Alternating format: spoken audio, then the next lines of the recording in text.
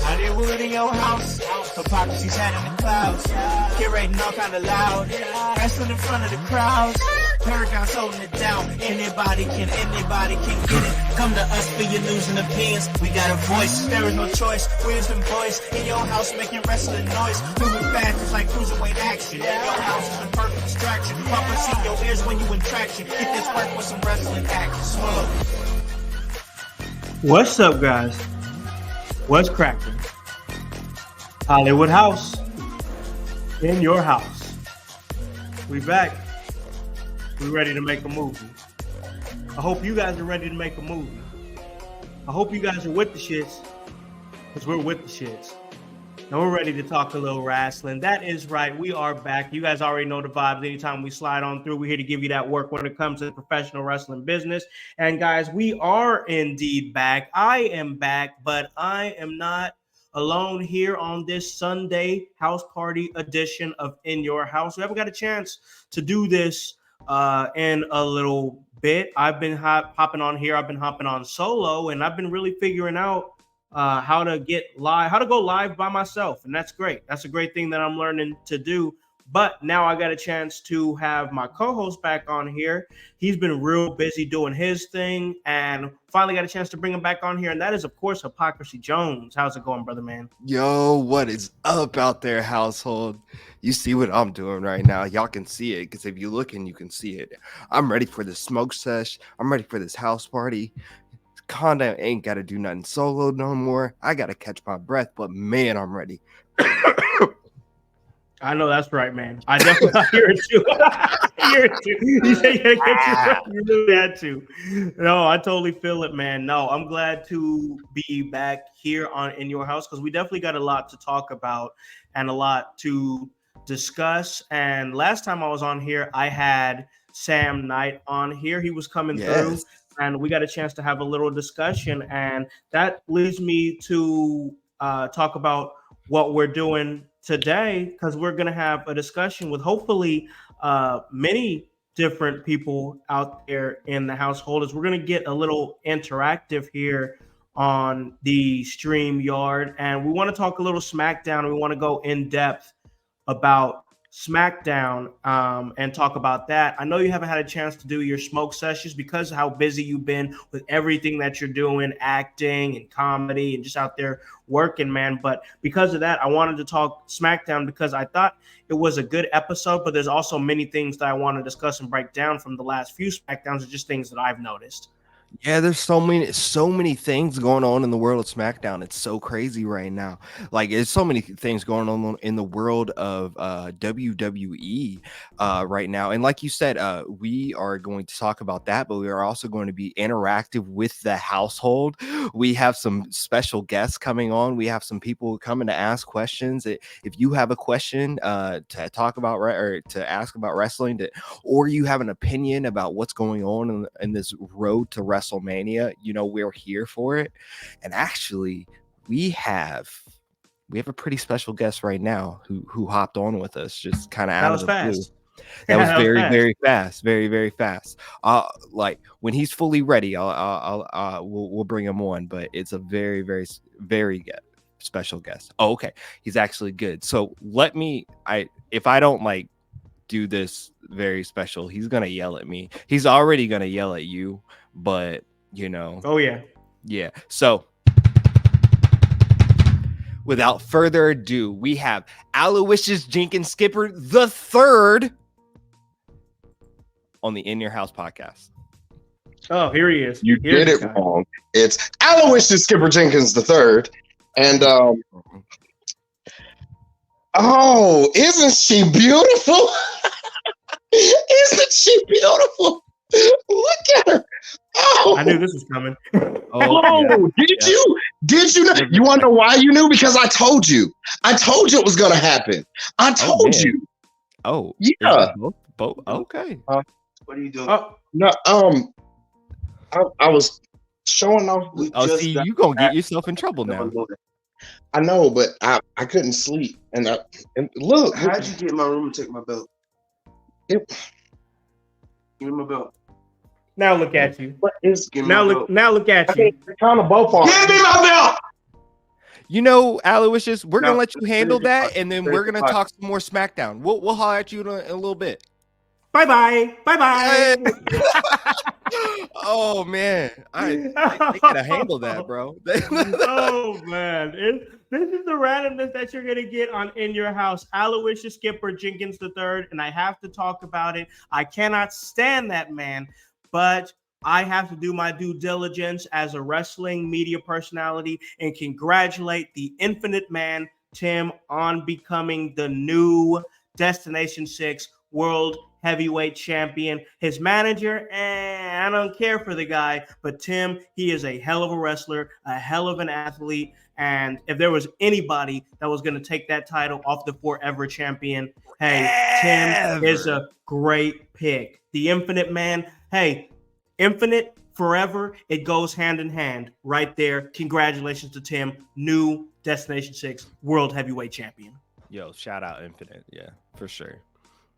Absolutely, man. Had to show that love to my man just because he's a hell of a damn worker and I respect the hell out of him. But we have to talk some SmackDown. We have to talk some Rock. And as I am here in the new location of the household, I'm looking at my mounted smart TV here in my studio, and in my ear here while I'm talking to you, Hype, I'm listening to The Rock, and he's preparing to give the Rock concert that he did this past Friday in Memphis. And I've been pretty critical of The Rock and his promos for the last couple of weeks, but I got to tell you, it was great to see a Rock concert again. It was great to hear the 2003 Hollywood Rock theme.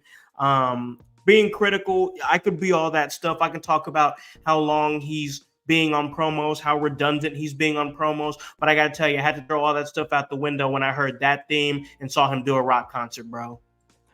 The Rock concert was pretty cool, right? It's pretty nostalgic, and I mean, he came strong with it too, and it was a weird Rocky that we saw too, because he's already in this weird lane where he's kind of trying to be he wants to be evil Red Eye Rock.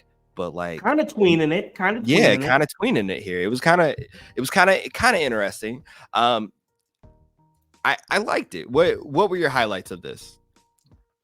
So I really feel like that with this Rock concert, it was great to see him come and talk trash about Seth Rollins, talk trash about Cody Rhodes. He's getting real personal, bringing Mama Rhodes into it. Yeah, right now he has the belt in his hand, and I don't mean the WWE Universal Championship belt. I mean the Rock's heavy belt that he's going to. He claims that he's going to beat Cody Rhodes, that's right?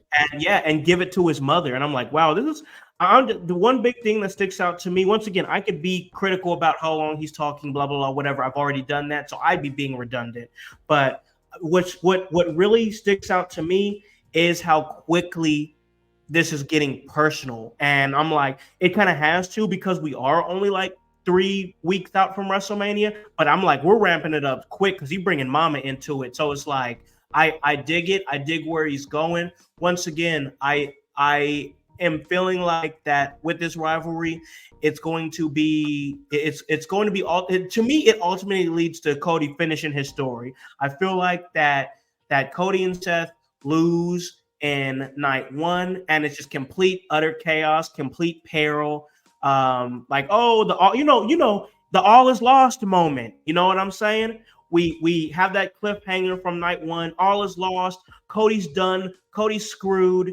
He doesn't have a chance to beat Roman Reigns now that it's bloodline rules. But somehow, some way, night two, he comes out winning it. And I gotta say, it's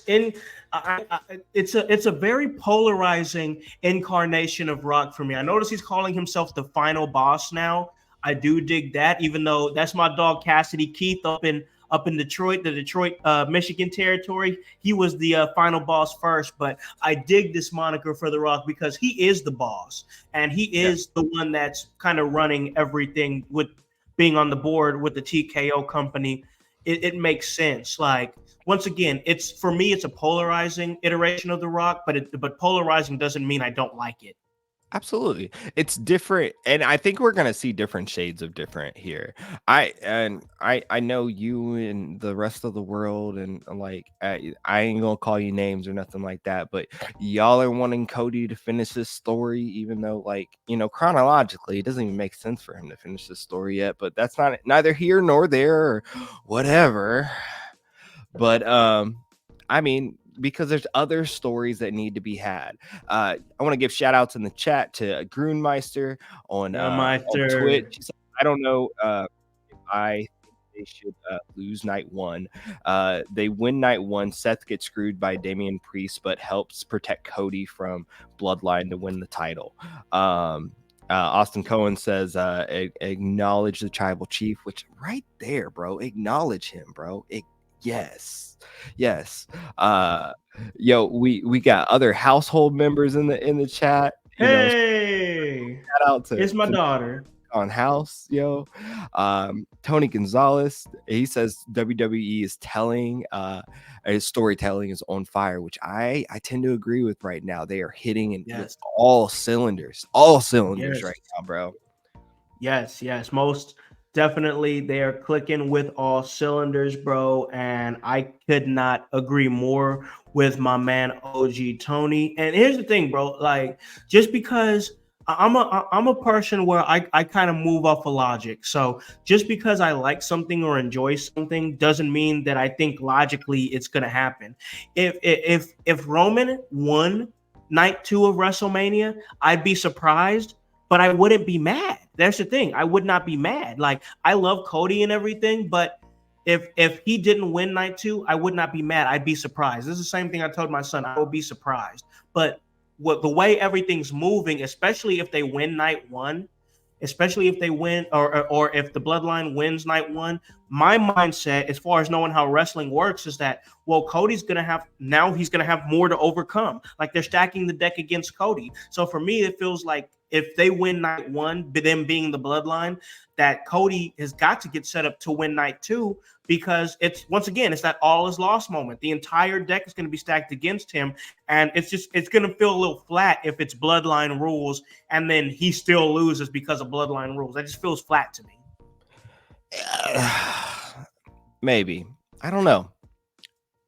I also, you know how I feel, Con. You already know how I feel. I already know. I have an end goal in this. I'm just it means dethroning one man that can be dethroned, right? And truly taking another man taking his seat at the head of the table of the WWE table, and that is Roman Reigns overtaking Hulk Hogan with days. You're just trying to finish your story. That is the story, bro. I don't know what y'all been looking at, but this is what I've been seeing.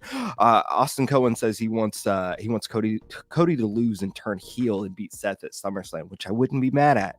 Would not be mad at. Man, here's the thing. I presented this in the chat earlier this week. It was something me and my son was talking about. He brought up Seth Rollins, and Seth. Obviously, that means Seth is still champion by the time SummerSlam comes. I just don't think that's going to happen. At first, I thought Drew McIntyre was just going to beat Seth clean because Seth is going to have all his injuries. But I've since had a new theory. And honestly, I've been dying to give this theory on this podcast so we could be some of the first ones who said it. I don't know if we are going to be the first ones who said it, but I want to get it out there right now. I feel like that Seth and Drew are going to have a war hype. It is going to be an absolute war. Yes. All right. That is going to see Seth squeak by. Like, look, if you guys out there in the household, look at my fingers here. Like, it's going to be that narrow of a margin that Seth Rollins is going to beat Drew McIntyre, just that much. And because of the past injuries of one Seth Rollins, his back injuries, well documented for months and months, his recent knee injury from his match with Jinder Mahal, I feel like that he is going to be spent, tired, done for. And as much as I love Drew McIntyre and I love the run that he's going on, and I've said it, I said it on this podcast and I'll say it again. I feel like this year, Drew McIntyre will be World Heavyweight Champion. And for a minute there, I felt like it was going to be at WrestleMania. But now I'm throwing a Hail Mary here, if you want to call it that. I look at Drew McIntyre and I look at a man who's already made in the main event. I look at Seth Rollins and somebody who's probably a first ballot Hall of Famer if he were to retire tomorrow. So what if we were to elevate somebody else at WrestleMania and not only elevate them to a main event status, give them the title, but also give them a WrestleMania moment, a poetic WrestleMania moment? Who is the only person, Hype, to cash in Money in the Bank at WrestleMania? Who? Say that one more time.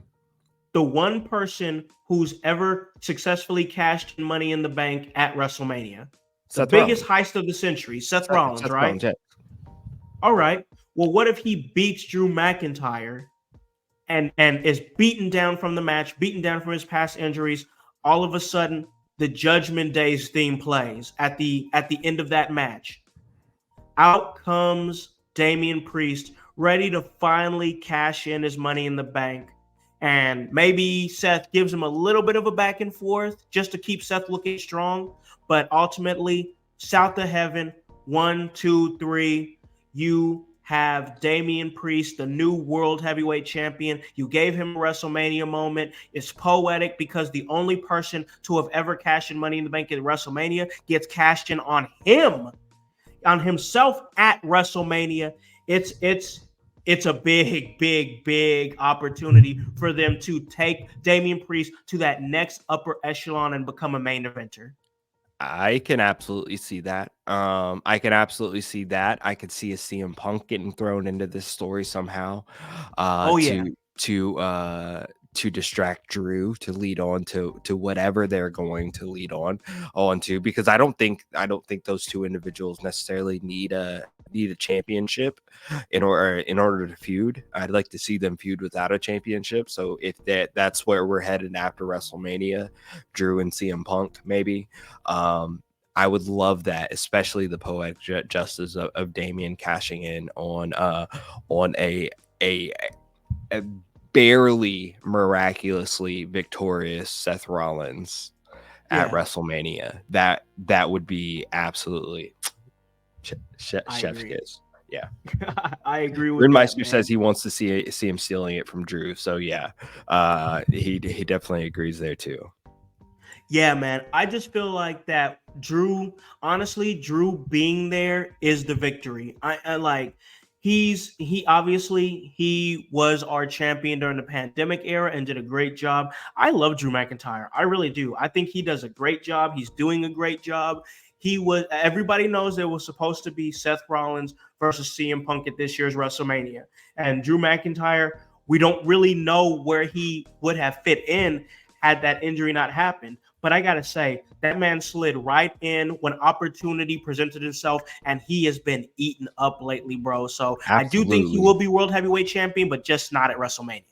Yeah, maybe not. And I don't know. So we were talking about The Rock. The Rock keeps saying he's going to just get rid of that belt, the World Heavyweight Championship belt. So like, if that's a real thing, like, I don't know if that's like, or if it's just a heel tactic to say.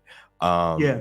But if that is a real thing, we may be just looking at a universal title scene. And I would assume that at least after, we'll say, Survivor Series, we'll get a lot of change of hands after that. Yeah, because I think that once we have some of these historic reigns done, like we kind of saw it with the Undisputed Tag Team Champions. After the Usos had their historic run, we saw the titles kind of flip-flop around a little bit. Yes. And nobody complained about it. Like, I know back in the day when I watched heavily, way before this podcast, I was just a fan, wasn't in the business, nothing like that. I know people complained about flip-flopping titles, but I feel like after you have a historic title reign, like a long title reign, I think the title kind of flip-flopping around like 2 or 3 times within a calendar year is not a bad thing. Yeah, I mean, if we're being real and we're talking about titles changing hands, it looks like Sami Zayn is about to be a great intermediate, Intercontinental Championship after taking Gunther's run, because it looks like he'll probably win at WrestleMania, right? It looks like it. It looks like it will, but man, I gotta bring up. I'm glad you brought that up because I want to get your thoughts on some people kind of rejecting Sammy a little bit, not because they don't like Sammy, but because they thought Gable should be in that spot. Oh man, Gable's story was so good though, right? And I'm sort of inclined to agree. And I wouldn't be mad if Gable gets added to this spot. Um, um, for WrestleMania too, because his story is just as good as Sammy's, right? But if we think about what we've been asking for over the last 2 to 3 years, right? I know Sammy got that main event spot at Elimination Chamber last year, his home country, but he did not win the big one, and this probably is his consolation prize for that, is to go on a probably medium reign intercontinental run, and then maybe look back in that work back into that main title picture, right?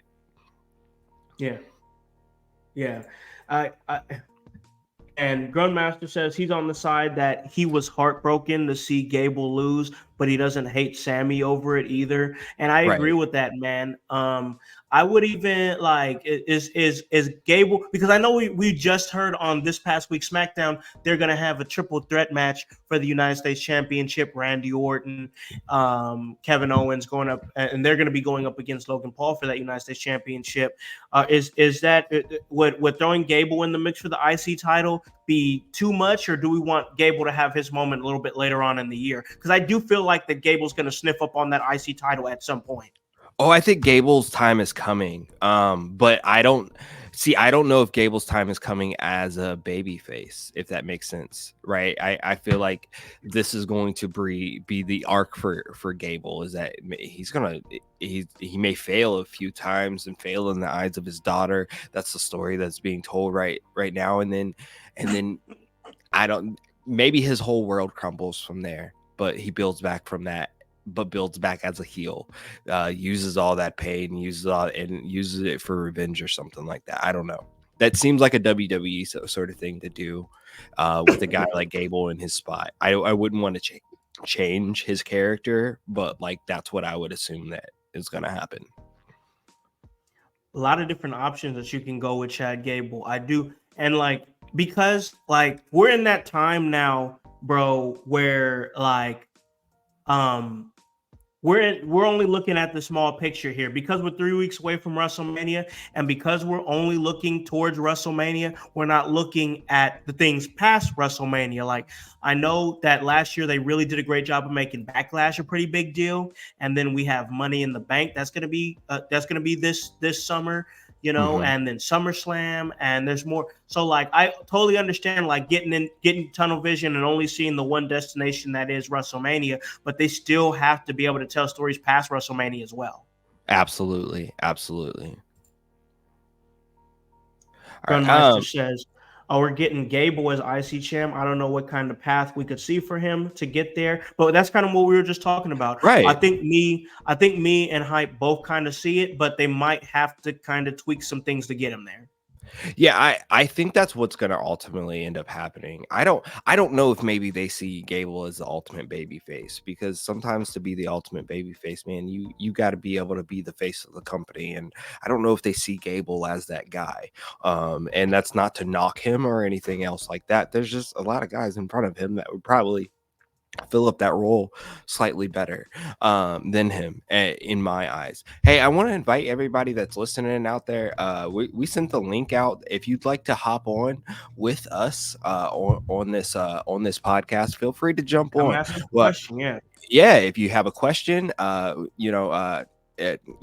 let you ask it, and then we'll go from there and whatnot. But feel free to jump into this house party with us, man. We want to make this the most interactive as we can. So yes, most definitely. And of course, we're going to get the podcast out to you guys on Apple Podcasts and of course on Spotify. But we want to stay here with WWE, and I want to talk a little bit about this 6-pack challenge here, the ladder match for the uh, undisputed tag team championships, and this is an announcement that they made on Monday Night Raw, but it's spanning throughout both shows, so it's still SmackDown news too. I want to talk a little bit about this. It's kind of I think that it's like kind of tournament style. Like for me, it almost feels a little bit overly convoluted as far as how we're getting there. But I'm excited for this ladder match, man. I think this is a good way to get a lot of teams involved and get that big money in the bank feel that they had when they had it on WrestleMania years ago. But now we're gonna get it for the tag team titles, and I think this is just perfect, man. And of course, I love me a good ladder match. My favorite match stipulation, ladder match. What are your thoughts on this match and the possible participants? Yeah, at first I maybe didn't understand it because I thought it was just a six-pack challenge match for the titles, and then I was like, man, I don't love that because I want at least an elimination thing. But with it being a ladder match with the ladder stipulation, I'm all for it. Makes it that whole nother level thing that we're gonna see at WrestleMania, and I think that's exactly what it needed. Yeah, it needed that type of element of chaos. I think that's very important. And dog, I love a good ladder match, bro. Like the fact, bro, I gotta tell you, bro, I gotta be honest with you. We got about 10 matches set, and I'm gonna pull them up here in a second. I'm gonna go ahead and let you vamp for me and give some of your thoughts on some things. But I gotta tell you, man, these matches that we do have set, this looking like a cold WrestleMania, bro. Yeah, WrestleMania is what do we have here? Let me try to pull these up as well. It's looking like a cold one, bro. I know we got the Usos that just got set up. Jimmy accepted Jay's challenge on SmackDown. That's gonna be great, man. I gotta tell you, I'm really excited for that one. What's your thoughts on that match there, the brothers match? Because you actually put something in your house group chat, and it was a really good point. It's been a 15-year span. So actually, you the one who found it. So go ahead, break it down for me. Break it down for me. I saw that this is this is about around every 15 years they do a brother versus brother match for WrestleMania. Mm-hmm. So the very first one was Brett versus Owen at 10, I believe. And then they did what was the middle one? I can't remember what the middle one. Oh, it was the Hardys at WrestleMania 25. Yeah, the Hardys at 25, and then the Usos at 40. So like math adds up every 15 years, brother versus brother, and I think this is going to be amazing. Now, all right, so here's what we got here. We've been building up to Jimmy versus Jay for what, like 2 years now? Yeah, it's been coming. And they've been on the same side. They've and they've turned on each other. But eventually, everything in the bloodline is going to break down. And if everyone else is right, and if this is Cody's time to finish his story or whatever like that, then this will be Jimmy's time to break down, right? So, do we get reconciliation between the brothers at 40? That's a good question. There would be a WrestleMania moment okay, all right. Let me ask you this, because I think I got an idea. Who would you book to win this thing if you had to pin? Oh no, Jay wins. He's main event Jay Uso. Like, yeah, I'm in agreement that Jay's got to win it. Jay's got to win it. He's the little brother, and then Jimmy. Oh man, I'm sorry.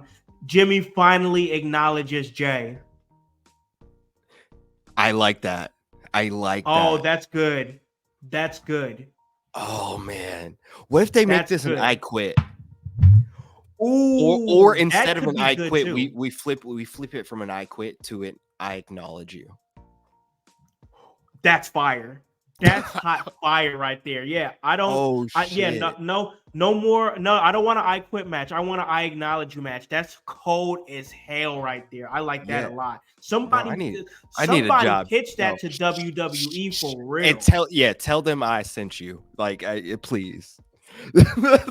Yes, yes, that's a I cold want an idea. I acknowledge you match. That would be the coldest shit in the fucking world, Yeah, bro. I agree. I I agree. think I Jimmy like that a versus lot. Jay would be a perfect. We need to clip that particular uh statement that you made, Yeah. put it out there I on the social medias, because I honestly think that's the coldest idea for these two to have an I acknowledge you match. That's nasty right there. Yeah. Yeah. What do you guys think out there in the household, man? And again, don't be afraid to jump on, man. Even if you're in your car, you're doing something, man. You just got a quick You question. come right on, Hop ask a on with this. question, we'll talk Yeah. about it, and then you could go on about your day. Yeah, bro. So don't be That afraid, easy. though. That easy. Hey, we have a question for my son on IG Live. His Okay. question is that's my son Elijah. His question is, who wins at Mania? Randy, Logan Paul, or KO? Ooh, that's a good question. Oh, That's a I good don't. question. So I have this rule in my household. I don't know if you got the same rule in your household, but we don't support Logan Paul. So we don't buy primes. We buy body armors. We don't buy no prime or not. I don't buy no prime, bro. No. But with that being said, Logan Paul wins this, and he comes out victorious at WrestleMania. Okay. That's the math that's mathing for me, right? What do y'all think? I'm not saying I hate that idea, because I don't. Because I might not be a huge Logan Paul supporter. Like, you're not gonna see me running around drinking prime or anything like that. But No. I do. I guess the theme of this episode is acknowledge. I do acknowledge the fact that he's an incredible athlete and he's grown in a very short amount of time into a great WWE superstar. But I do think that I do see the trend of the stars, the mainstream stars. They kind of duck off after WrestleMania. So like I expect like The Rock to kind of go back behind the scenes, and he's got I think it's the UCL, his football league coming up. So we'll probably see him a lot less on TV after that.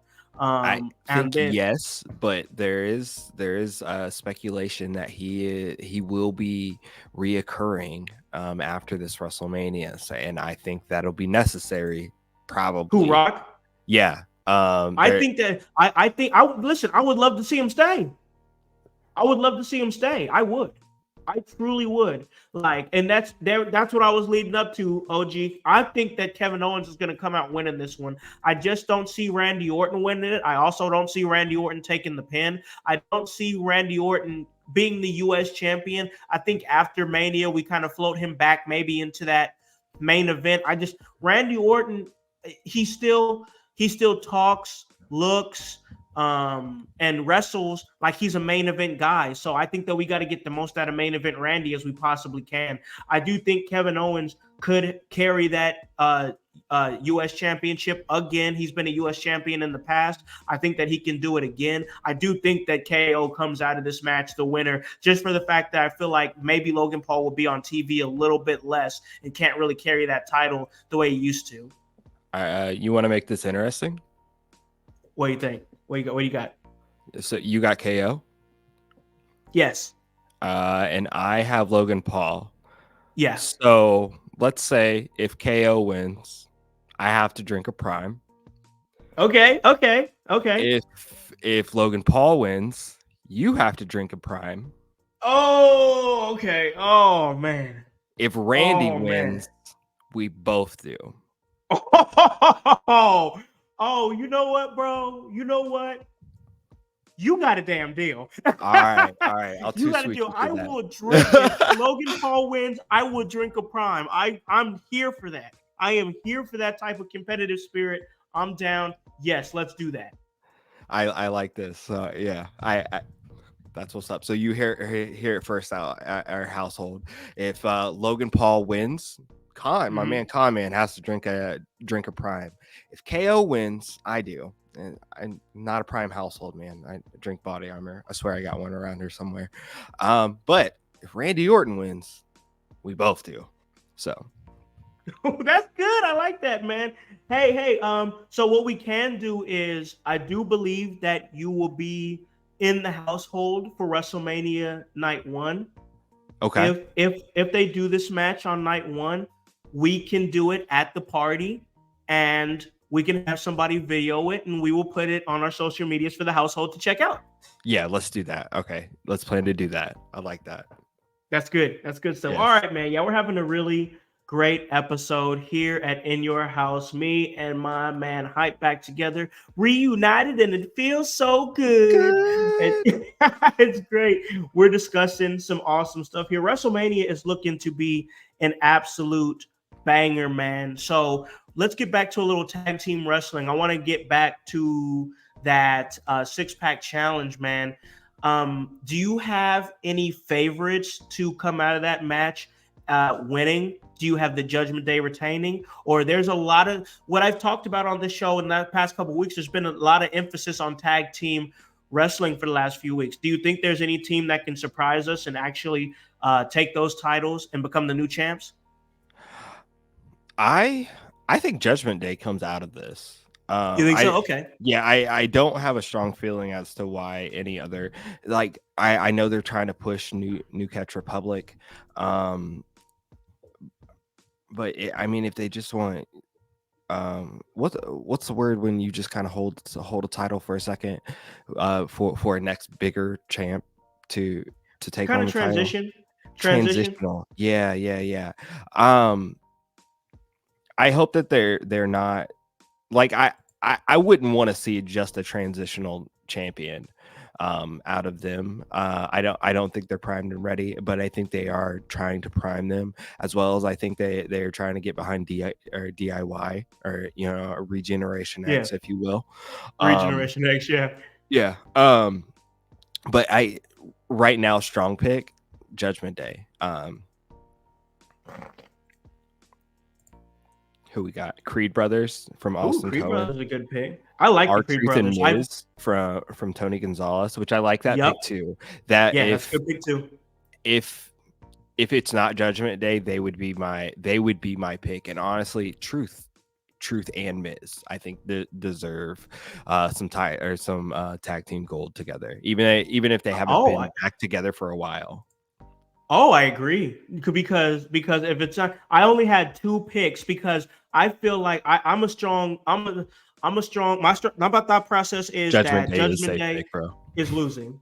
Is like I think they're losing, and the reason I think they're losing is because I think that we're gonna have emphasis on Finn as a solo and then Damian as a solo, and we need that, especially for Damian. That's why I really, really hope he cashes in on WrestleMania. Like, I'm a Damian Priest fan, bro. I love that dude. I'm a big fan of him.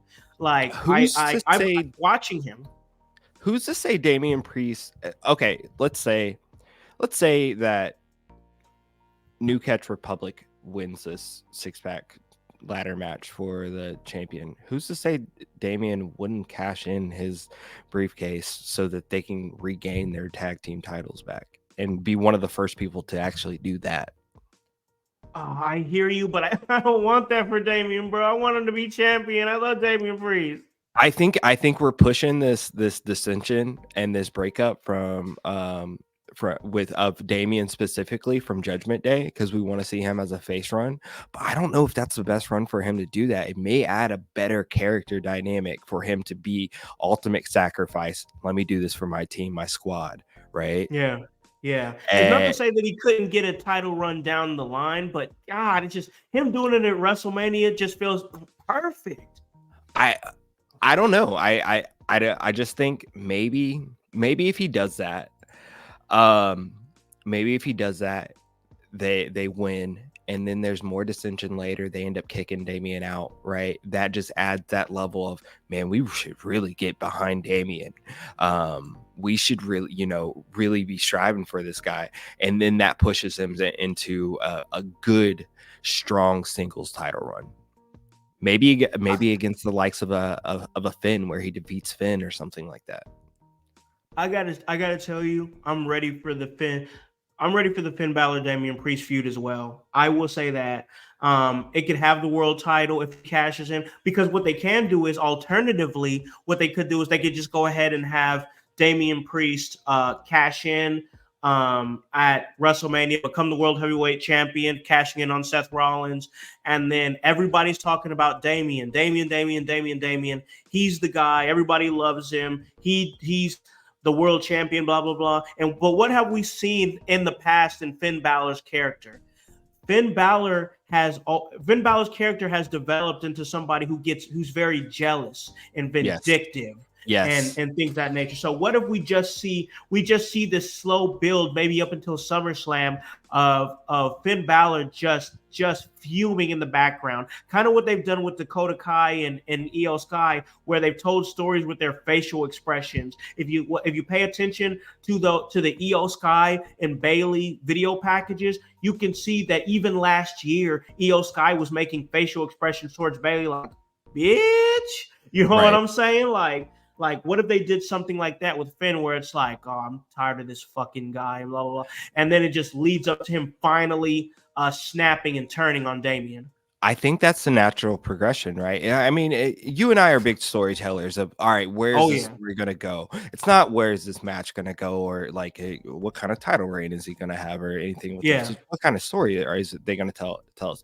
I want to highlight this this comment from Grunmeister. He says he feels like it's a bit of a downgrade of the Money in the Bank briefcase if it was to be cashed in on the tag teams. And like, I understand that, but you gotta also remember, what was it, a year ago, 2 years ago, we had Austin Theory cash it in for the US title. I mean, and we see in NXT where the breakout champion briefcase nonetheless, right?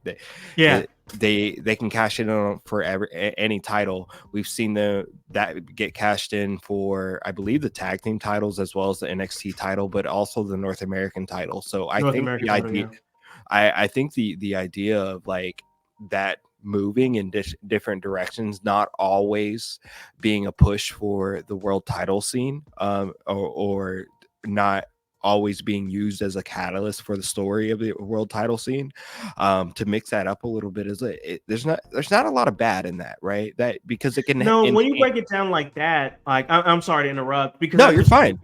Thinking about what you're saying, I'm like, maybe it could be somebody that's looking to just be like, listen, I need something that's going to jumpstart my career. I know I can't cash in on Roman. He's too protected. That's too risky. You know what I'm saying? Exactly what Austin Theory said in his Money in the Bank reign, which is what we're also seeing out of Damian. Unfortunately, that's kind of the story that's being told with Roman, because he's had such a chokehold on this title reign, right?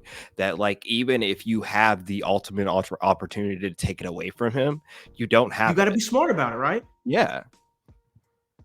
I think you got to be smart about it. So like, you just opened up my way of thinking as far as that goes, because I was kind of on Grumeister's side. I'm like, if I'm going for it, I'm going for it. You know what I'm saying? But also I understand, like, it's like, okay, I got to take what I can get, because I know that this, with as heavily as protected as Roman is, like, I can't make that play. It's almost like a complete uncertainty that I'm going to win. Because even if I catch him slipping, you got Jimmy, you got Solo, Paul Heyman might do something. You know what I'm saying? So like, now you got The Rock. That's an element.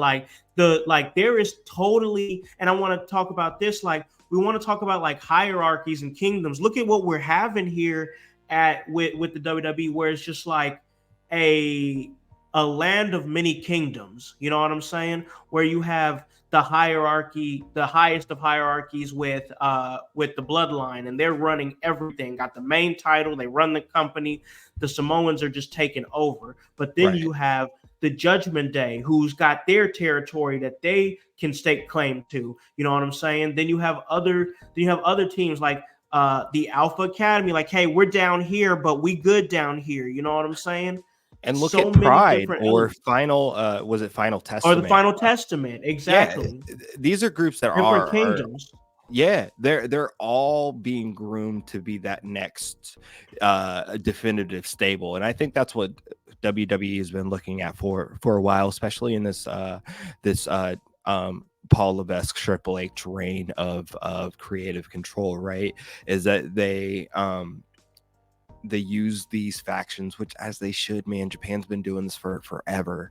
It's like With turf wars, bro. This is yeah, smart. yeah, It's smart. yeah, absolutely. And they're also developing this in NXT. You got to look at like where the Street Profits came from, or now where the family is. You know, like Yep. and how big that can potentially be, Yeah. especially when it crosses over to the main roster. Oh yeah, I agree with that. There's definitely I could sit up here and praise NXT and what they're doing right now for the entirety of this podcast, just because it's a lot of good stuff.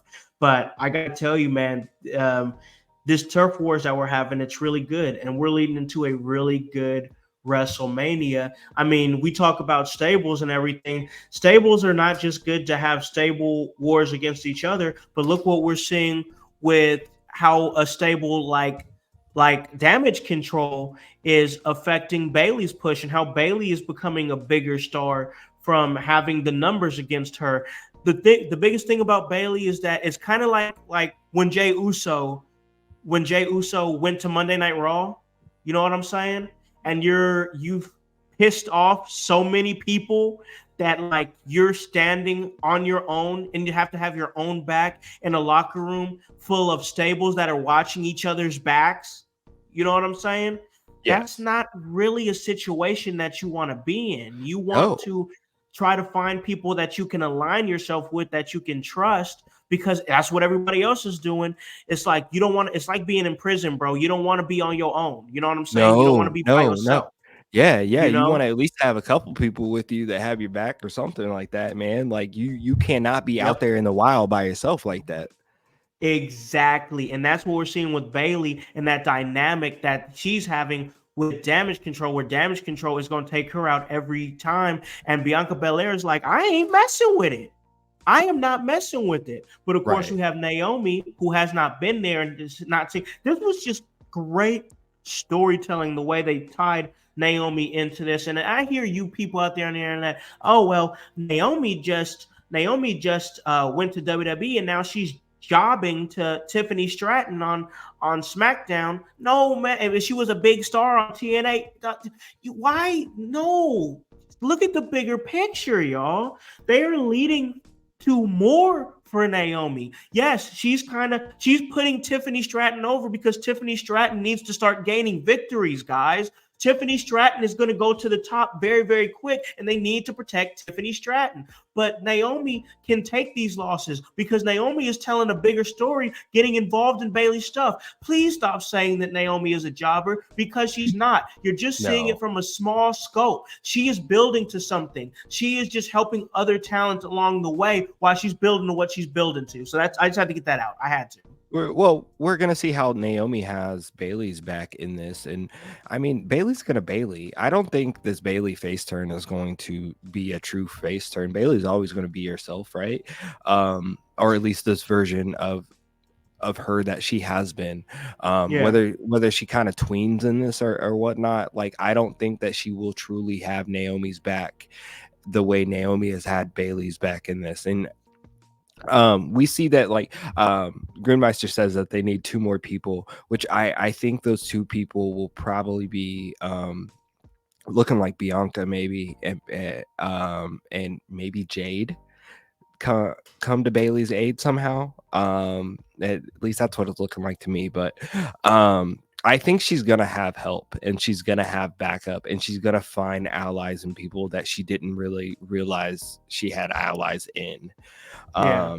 And this is such an interesting story with Bailey, that they're just kind of like pushing back, right? Like we don't see a lot of coverage about it. Like we don't see a lot of things. Like it's not the most highlighted of story, but man, it has so many different layers in it, Oh and they just God, keep yes. adding to it, and it's just like give me more, feed me more of this. Dog, for real. Like this is, and I think honestly, Hype, I think it's designed to be that way. But this is underratedly one of the best stories that you're going to see on wrestling television right now. Right. Underratedly. Now, I want to acknowledge because that name came up, I saw here, I do believe, Sasha. I want to acknowledge Mercedes Moné debuting at AEW at Big Business. We all knew that it was coming. I just want to kind of pivot to that real quick, and then we can go back to talking more WrestleMania because we're having a really great WrestleMania heavy episode. But I want to pivot to that real quick because I want to say that I tuned in. I haven't been watching a whole lot of AEW lately, but I tuned in because I love Mercedes Moné. I loved her. I loved her Sasha Banks run in WWE. I love that she followed her dreams and went to Japan because she's a huge fan of Japan.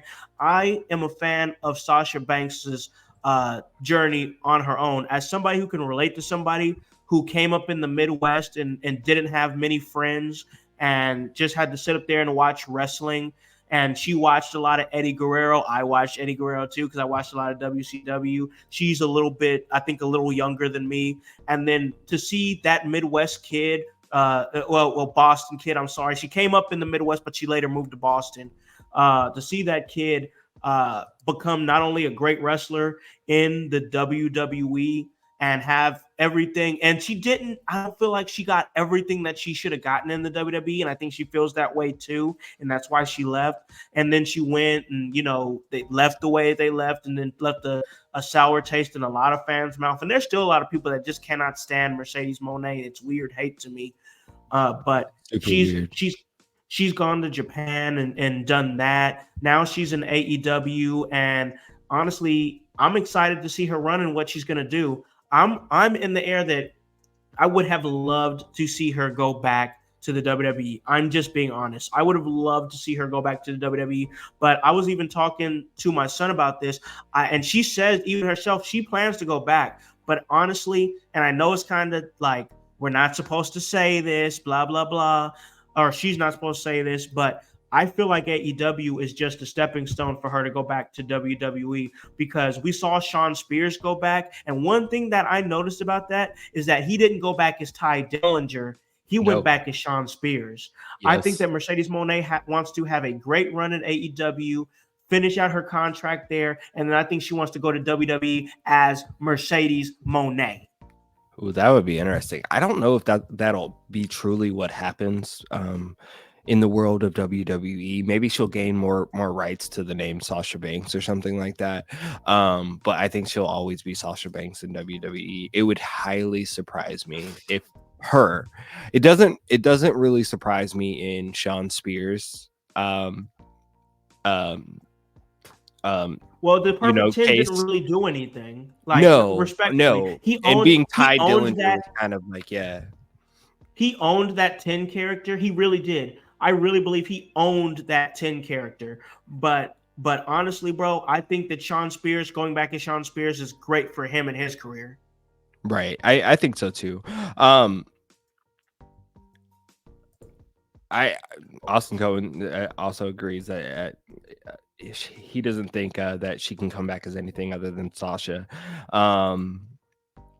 She was trying to get paid. There's nothing wrong with that. Absolutely. I think this week she has she rubbed some people the wrong way with some interviews that she said where she would love to go back to WWE eventually, and that she sees herself going back to, which why wouldn't she? She made so much history in WWE. She did. Like she will be in the WWE Hall of Fame without a shadow of a doubt, right? The WWE owes her a lot, especially with the women's division. I mean, her and Bayley and Charlotte and Becky Lynch, but also names like Alexa Bliss and even the Bella Twins and things like that. Liv Morgan, they were Rhea all Ripley. a part of that. Yes. Bianca Belair. We can keep going, dog. This is the greatest generation of women's wrestling ever. Absolutely. And I think she can bring an absolute light to women's wrestling in AEW. You guys want me to be real? You want me to be real right now? Because I'm about to be real too. Go, because I'm about to go right after you. I don't know if her AEW reign or run will be great. And it's not because she's not great. It's mainly just because AEW has not shown any inclining of being able to produce great women's wrestling on their mainstream television. Come on, somebody. Fight me on that. Somebody. That's what I'm saying. Like, and here's the thing. I'm sorry, y'all. I know you guys love AEW. I'm not hating on AEW. I watched AEW this past Wednesday and I thought they had a good episode. I'm going to say that. I'm not hating on AEW, but the best women's wrestling is within World Wrestling Entertainment right now. I just named you at least 8 or 9 names. And honestly, I love Mercedes Moné. I do. And I want to see her go compete with the best. And the best is in WWE. You know what? I love Timeless Toni Storm. I want to see Timeless Toni Storm compete with the best. I want to see Toni Storm go to the WWE as this character. I'm sorry. I want to see the best compete with the best. And the best is in WWE for women's wrestling right now. Facts. I said what I said. I said what I said. Bro, I mean, we're not I don't think we're being too bold or being smarky when we say this. Like and I'm not saying there is very good women's wrestling in the world of AEW, but I'm specifically on their mainstream television. It's not there. It's not highlighted very well. This past Wednesday was great. Main event with having a main event between Willow and was it Rio? It was Willow and Rio, right? Yeah. And having Mercedes come out at the end of that to kind of help Willow. But I mean, AEW does great with Ring of Honor, but nobody sees that. Nobody sees what Athena's doing, but she's had a great reign here soon. I'd love to see this iteration of no more Ember Moon and no more Sasha Banks face each other, because this will be a kind of a first time for Mercedes Moné and Athena. Yeah, I'm sorry. But I'm scared. And I bet in about 4 years she goes to WWE. That'll just be facts. Hey, once again, I know we kind of hurt the AEW fans' feelings a little bit, and I understand but once again, that main event that they had that led to Mercedes Moné coming out. I do believe that it is an effort to try to elevate that women's division. But I'm saying right now, it's not even close between AEW and WWE. It's not even close. I would put Impact as second behind WWE, and then I have AEW third. I mean, it just is what it is, and I just hope that the improvement continues and we continue to trend in that direction. But I got to tell you that I do believe that when I think of Mercedes Moné, and then we're going to get back to WrestleMania, when I think of Mercedes Moné, I just think of a star player trying to get on a team so that way they could, hoop and put up the best possible stats possible. So that way when their contract year comes up, the big dog will look at him and be like, hey, you can help us win. Come on over here. You know what I'm saying? Like we see it many times in sport. And I think that Mercedes Moné, she is, of course, the CEO. She's a businesswoman. So why would she not be like, let me just ball out on AEW for a few years, and then when my contract year comes up, I'll ball out real hard, get my stock way up. WWE will have to take notice, and boom, I'm where I want to be at, back with the 4 horsewomen and main, trying to headline WrestleManias again. Just like Mr. Gonzalez says right here, NXT is better, and absolutely is. Even though agreed, I just kept it under the right WWE radar. I just kept it under the WWE radar, but he is right. Yeah. NXT's been killing it for a while, and that's and it's been secretly killing it because people stopped watching it after the 2.0 thing, but so much better, and it's gonna and CM Punk's gonna run it eventually if he doesn't have backstage heat with Booker T. Yeah, I don't know what's going on with that. Like, come It's an on, interesting story. what are we doing? What are we Right. doing here? That's It's crazy. all a But work. Booker's I'm out there sure it's a work. working, I'm folks. sure it's a work. He just said But I gotta. he just want to talk. Yeah, I know. But I gotta listen. I gotta tell you, man. Getting back to SmackDown here, I'm just seeing that these shows are some really like they're really doing great shows. And I talked about it with Sam a little bit on the last show. I think this is either the 7th or 8th sellout for WWE shows. Brother, they're cooking with gas right now. Absolutely, man. Look, it has to be from the stories. It has to be from the names, man. Or The Rock is absolutely killing it. Him being back is just doing numbers, like mad, big numbers. Like, not to kick it back to AEW, but those things aren't doing numbers right now. They said Mercedes, although 10,000 in Boston, very good. The social media numbers are not even reaching 1 million, but like you look here at The Rock's 20-minute, 9-minute long promos, cutting old school promos on Cody and his mama on YouTube or X or whatever, man, and they're doing millions and millions. Yep, and millions of views, man, and it's just just cooking. If you can't smell what WWE is cooking, like I don't know what to tell you, bro. Listen, man, it's just crazy to me because I'm glad you kind of brought that up because like there was another thing I kind of wanted to talk about, and I hope that we have some of our great commenters here. OG Tony is here. We got Austin over here. Grandmeister's been riding with us. Like I want to talk a little bit about and hold on here. Mr. Gonzalez says, but that's not wrestling. I want you to elaborate on this comment for us, man. What you mean? I want to know too. Because I want to know if you're being for real, or you just or if you poking at the AEW or the smarty smart marks. Oh man, I love it. But I want to, and you talk about smart marks, man. You keep teeing me up for these segues here, bro, and That's I'm what loving it, brother.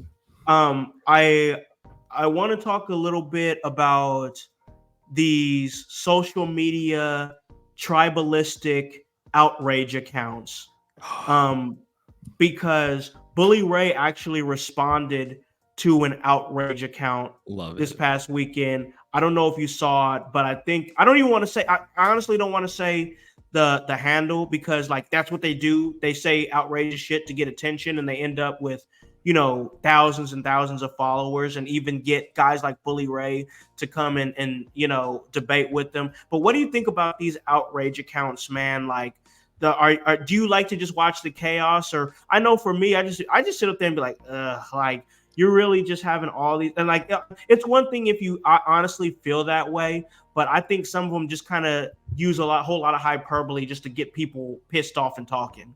Hold on, let me go grab some snacks because I could tell you a story. I love the toxicity.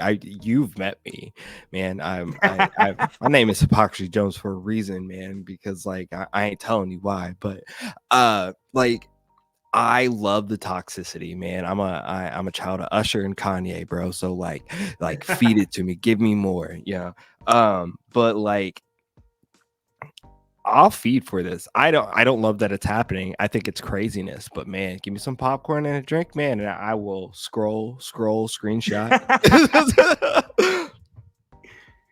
I guess for me it's a guilty pleasure too, but I do it more of it's like I see why these guys don't like use their real names or anything like that, because like the outrage that they ensue, like people would actually come for their heads, bro. Like they would come, especially on Twitter, like they would call, and I'm not saying they try to like run up at their house and try to kill them or anything, but I'm saying they would figure out where their job is, and they would call their job and try to get them fired. You know how people do nowadays and stuff like that. Absolutely. So I know that these outrage accounts are like most definitely people that cover their name or have some kind of strange name or something. But it's just a weird thing because like there's a lot of them that go really hard for AEW, and I'm like, you go hard for AEW, but your handle says WWE in it. What message are you going for? But it's just crazy to me that there's these people that get this much,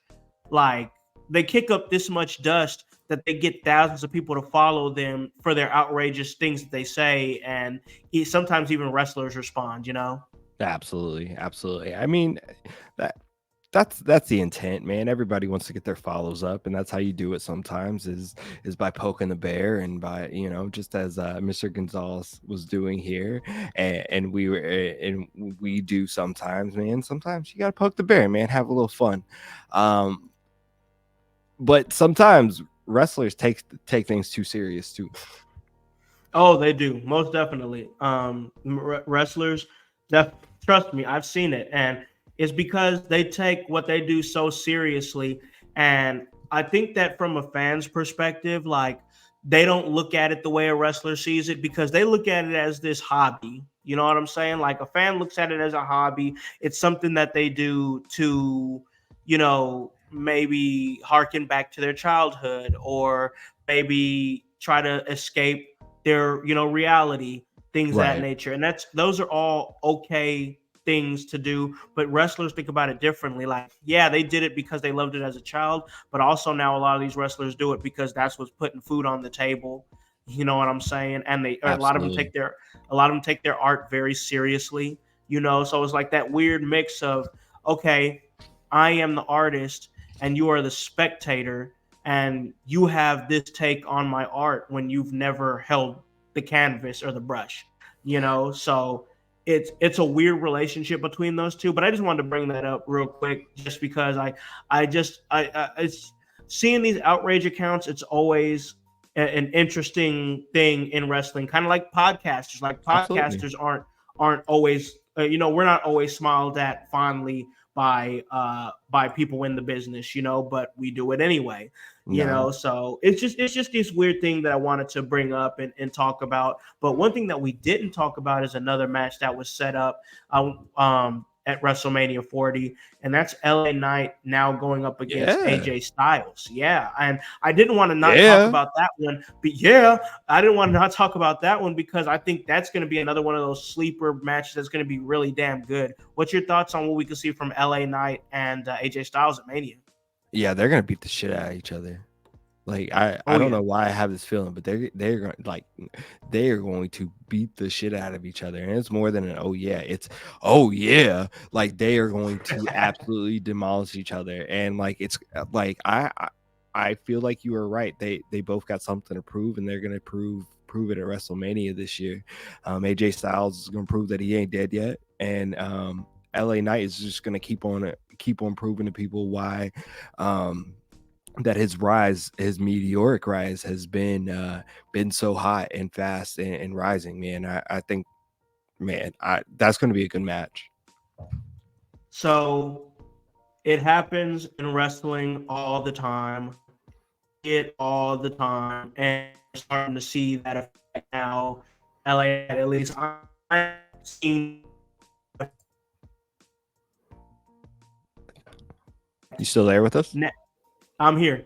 Okay. And the effect that I'm seeing is that people are now starting to slowly turn on LA Knight. I'm seeing it in comments on Facebook where it's like they're saying he might be good on the mic, he's average in the ring, and he doesn't have any depth to the things that he says. It's just yeah, and let me talk to you, and nah. And I'm like, oh no, it's happening. We're Oof. that slow turn against LA Knight is happening now, man. I've noticed it. I've anticipated that it was coming. I thought it would happen after he won a title, but now it's happening now, man. I don't know if you've seen it, but I've kind of been scoping comments and seeing that slow turn is beginning to happen. Oh, I haven't seen it, but I knew that it was going to come eventually. It comes with everyone. Everyone starts to get that turn, and hopefully WrestleMania is a time for him and for AJ Styles to both turn that level up and to show and prove, bro. because that's the stage. You got a WrestleMania match. Yeah, I mean, that's the stage. Bianca I ain't even think got a that WrestleMania match. exactly, bro. Like it's crazy to me because like AJ Styles has just been floating around the mid card for like a long time now that we forget AJ Styles is AJ freaking Styles. Like, Yes. can we please not forget that this man is literally one of the best overall performers in like the last 20 years? Like, and let's not forget that even though you guys see LA Knight, let's not forget that guy's freaking Eli Drake, who had fantastic runs in TNA and NWA. Let's not forget who these two men are. So if you guys want to be like, oh, well, AJ Styles isn't doing anything, or LA Knight, he's just a catchphrase now, blah, blah, blah. Right. Watch what they do at WrestleMania and just watch. Let the artists create the art, because I promise you, those two know where they're at. I don't think that AJ Styles and LA Knight thought that they would ever wrestle each other at WrestleMania. Seriously, these are two guys that floated around the indies for years and years and years. They probably never thought that they would meet each other on this stage. Watch what they do. Watch what they do. That's all I'm going to say. Oh, just like Groomeister says here, if you have a bad match with AJ Styles, then you ain't good. And he says, I'm confident this match will shut up the naysayers. As am I. I think it's going to be a really good match. Agreed. I don't know what else to say more than that, because there's another match that we definitely want to talk about. And that's a match that we were talking a little bit about how this great women's roster is and how it is the best of the best, literally the best of the best as far as women's talent and people involved. And we talk about Rhea Ripley and also Becky Lynch. They're going to be going up against each other, and that match could literally be amazing, bro, as well. Absolutely. We're slowly wrapping up this podcast here, but we have a guest out there in the household we're going to bring on. Pull up. Yeah, this is Jason M. He's going to ask us a question, and then we're going to close out of here. What's up, Jason? Oh, nope, don't want that. Oh, we got You never know what's gonna happen when you go live like that. Absolutely. Thank you, Jason M. I was. That's exactly what I wanted to see. Yeah, that was something. That oh was something. Man, thanks, bro. So Rhea Ripley, and Becky Lynch. That's gonna be a really good match, I do believe. They're starting to slowly tell this story here with Liv Morgan that's getting involved. And I got to tell you, I'm really enjoying what I'm seeing from Liv Morgan and her wanting to get her redemption against her revenge against Rhea Ripley. This revenge tour, I'm loving it. Absolutely. Yeah, I think it's going to be I think it's going to be great, and I think we're going to see more of it. We're going to see it at WrestleMania. Probably I bet we'll see her stick her nose into Rhea and Becky some more. So, most definitely. I think it's gonna be a good match, man. We talked a lot of great matches here. We talked pretty much the entirety of WrestleMania, man, and it's been great. It was good to get you back on here and have this great episode, man. But we got to get on out of here, man. Once again, a great episode. We enjoyed the interaction that we had in the chat. We love it when you guys do that. Absolutely. So let's do this again. Yeah, we appreciate it. I'm going to be coming back Tuesday with my solo shot, talking a little bit of Monday Night Raw. Excited to get back to that on a regular basis now that I'm in the new household and we're starting to get very well settled in. But what do you got moving, bro? I know you got a lot of things to do. Once again, you've been working, you've been acting, you've been hitting the stages as a comedian, bro. What do you got moving? Let the household know before you slide out of here. Yeah, absolutely. So right now we have our Kokomo Press presents open mic nights at Cooper's Pub in Kokomo, Indiana. If you're in the area, come through on a Thursday, man. It's free to join us. We do 5-minute sets for an open mic. We have 15 slots, so if you want to come in, just let us know. We'll put you in. We'll put your name down, and you can do a set with us. But we also have on March 23rd, we have a big showcase show at Cooper's Pub. We'll be upstairs. Be $10 cover, 2-drink minimum to come through. But we have a very special showcase where myself, let's see, I don't have a picture, or I don't have a thing, but we have myself, Jordan Granger, Brian Allen West, as well as Ray Hensley, Austin Fry, and Julie Heckman are going to do some great comedy for you. So if you're in the area, the Kokomo area, come check us out. Follow the Kokomo Press. Follow me right here on In Your House, man. Not hard to find. My name's Hypocrisy Jones, and you can find that literally anywhere you can spell that. Well, man, of course, we always appreciate you sliding on through and having a great discussion. I thought this was a fun episode. We had a real fun episode. You know what I'm saying? We got a chance to talk about everything WrestleMania. We got a chance to see a little action. Thank you once again, Jason M. That's exactly what I needed. But we had a real fun episode, man. And we're gonna slide on out of here. As for me, this Saturday, I'll be debuting in Indianapolis. That's Wrestle Arch 16. I'll be doing some backstage stuff and backstage correspondence and helping out with promos. I love to do it. I'm excited for this show, and that's this Saturday the 23rd. You can go to WrestleArchTix.com. Doors at 5, bell time at 6. It's at 5505 East Washington Street. That's the Irving Theater. It's going to be a great, great show. We're going to see a lot of great names and a lot of great talent, such as Jordan Dye, such as Apollo Star, Alice Crowley, some of the best local talent that you're going to see. Guess what? They are going to be there, and I will be in the building doing some work and doing what I do to contribute to professional wrestling. So, guys, we're going to slide on out of here. This was a really great episode. And, of course, you guys already know that there is a spider, apparently. Thank you, Alayla. I'll handle that in a minute. Save us, please. You guys can follow me at In Your House. That's HOWSE. And, of course, at The Hollywood House on IG and Hollywood House on Facebook and on Twitter. And guys, make sure you spell my name right. That's HOWSE, and the W stands for work. So guys, really appreciate you guys sliding through. Make sure that you tell a friend to tell a friend to tell a friend to hop on this bandwagon. Get on or get gone, because the household, we are still going mighty strong. You guys have a great day and a great rest of your week. Peace.